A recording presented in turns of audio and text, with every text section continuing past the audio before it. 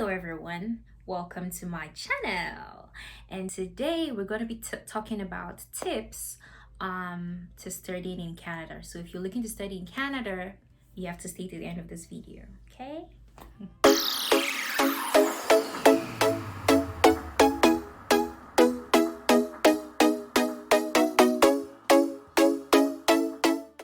Hello everybody.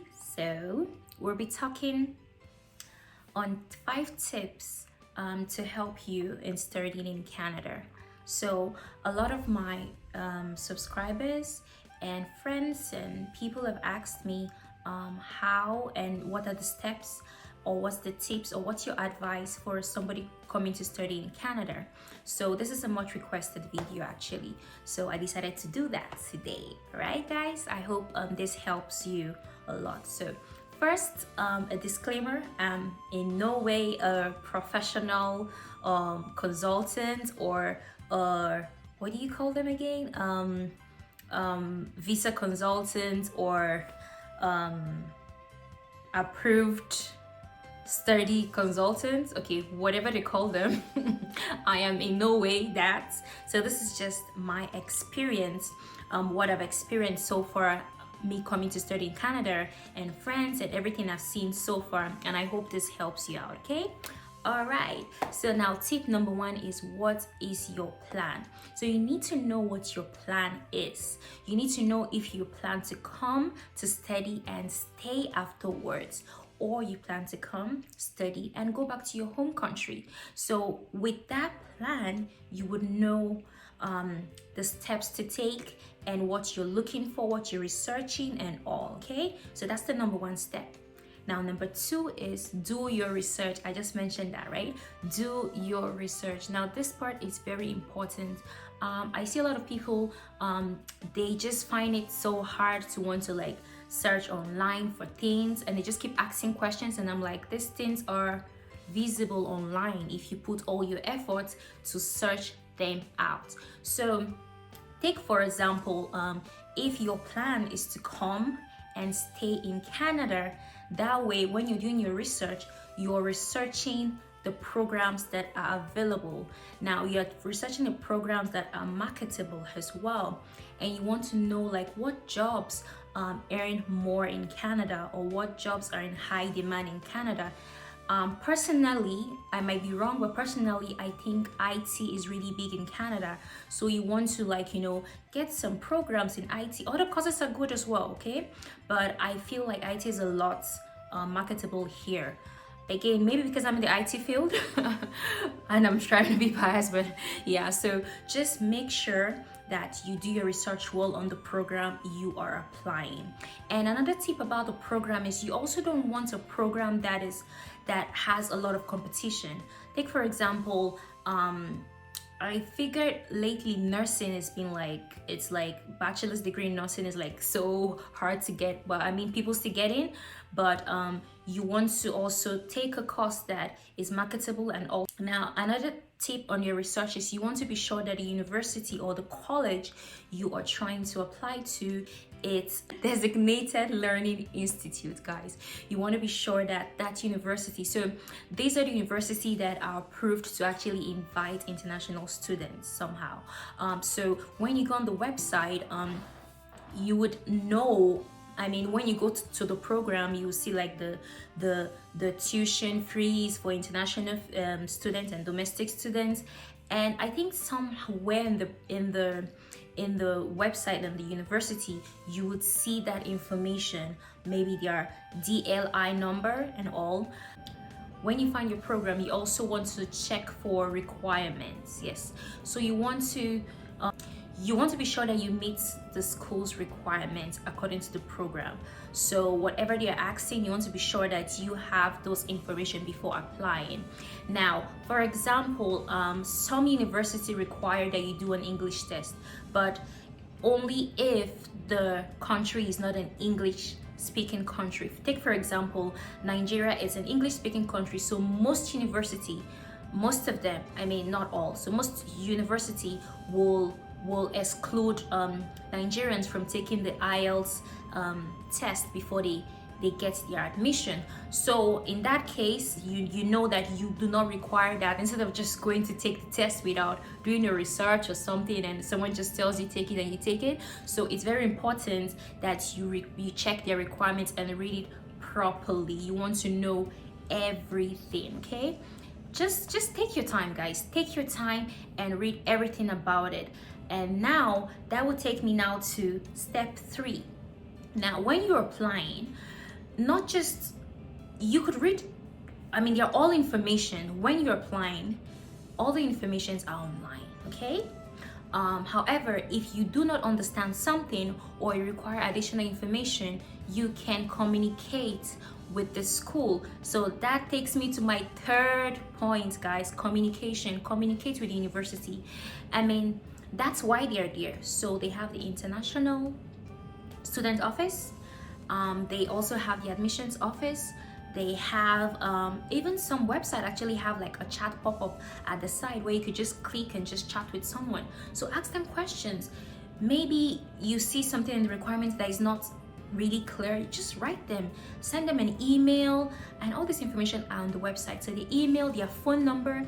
So I remember then when I was coming into Canada as well, I was calling my departments a lot. I think they call them program coordinators. I called the lady, oh God bless her. I was calling her, asking her questions, because at some point I had to defer my admission because I was in my NYC and all. So I had to defer it a little bit. I would call, I would verify things, I would do everything. Like, we were talking so well, like we knew ourselves. And when I came finally and I went to office, she was like, oh, Esther. I'm like, hey, you know, like, I called her name too, and we're talking like we knew ourselves, you know. So like, it's okay to call them, to email them. Like, that is why they are there, to answer your questions. Don't shy away from doing that, okay? It's very important. If you need more information, contact the school. All right, now I'm going to the 4th point. The 4th point is apply to more than one school. That is very important. So I know most times they advise you to apply to affordable universities. That's a good point, but I find that cheap universities are very hard to get admission because they're high in demand. So take for example, everybody's looking for a cheap university just like you, and they're trying to come to Canada, but they're searching for an affordable university. Even if you go to Google and just write cheap university, like, they already have the result because everybody's searching for a cheap university.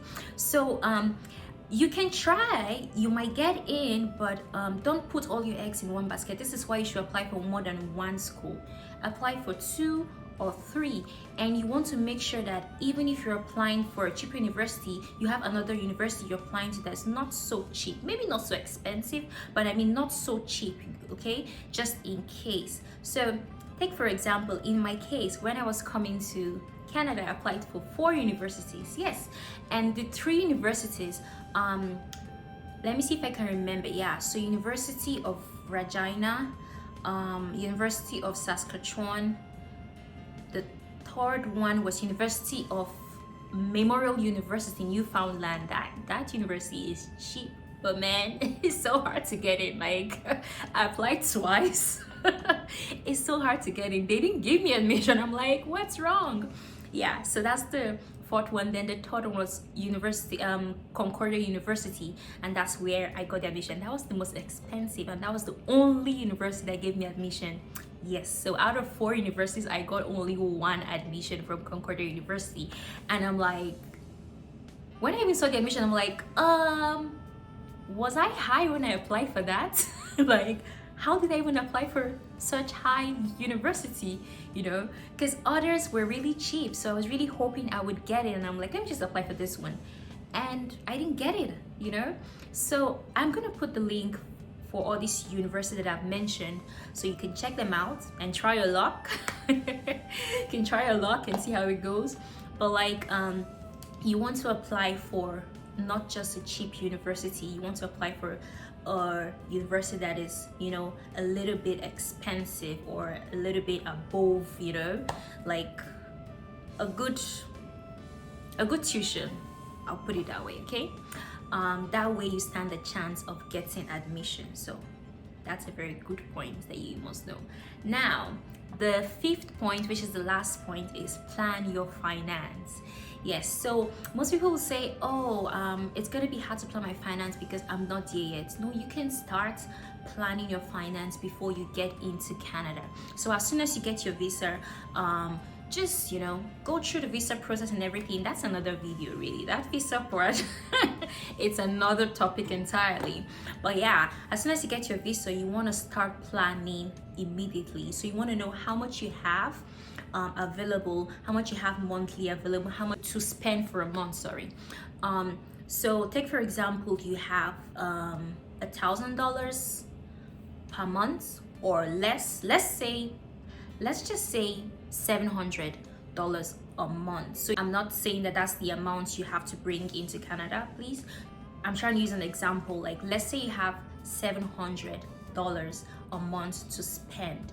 Now you want to know that, okay, if I have $700 per month, I have to get a room or an accommodation for, let's say, 500 or 600 if you're lucky. And again, it depends on the province. So some provinces are cheaper than others, okay? So that's why you have to do your research, okay? You have to do your research really, really well.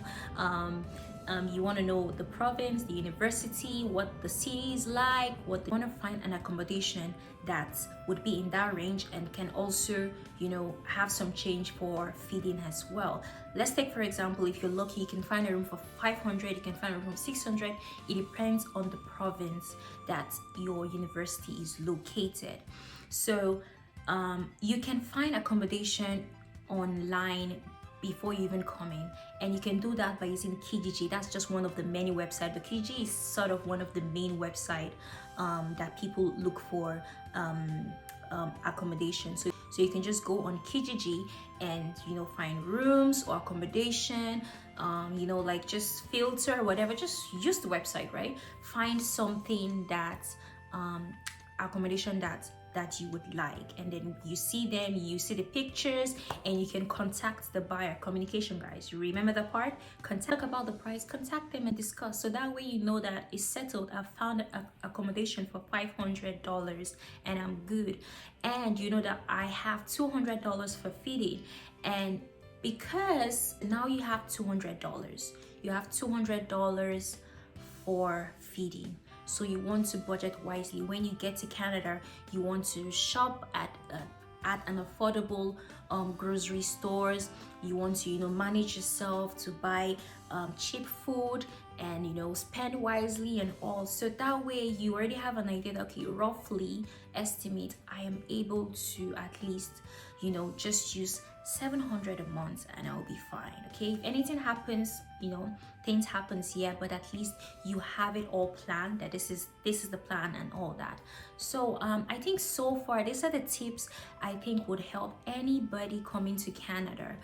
So if you have any questions, leave a comment below and let me know what you think. But again, this is just my opinion and this is just what I think would help you guys. Okay, all right, so get onto it, guys. Start researching and utilizing all the steps I've provided to you, and do that as soon as possible. Okay, guys, bye, see you, and thank you guys for watching again. Please subscribe and like my video.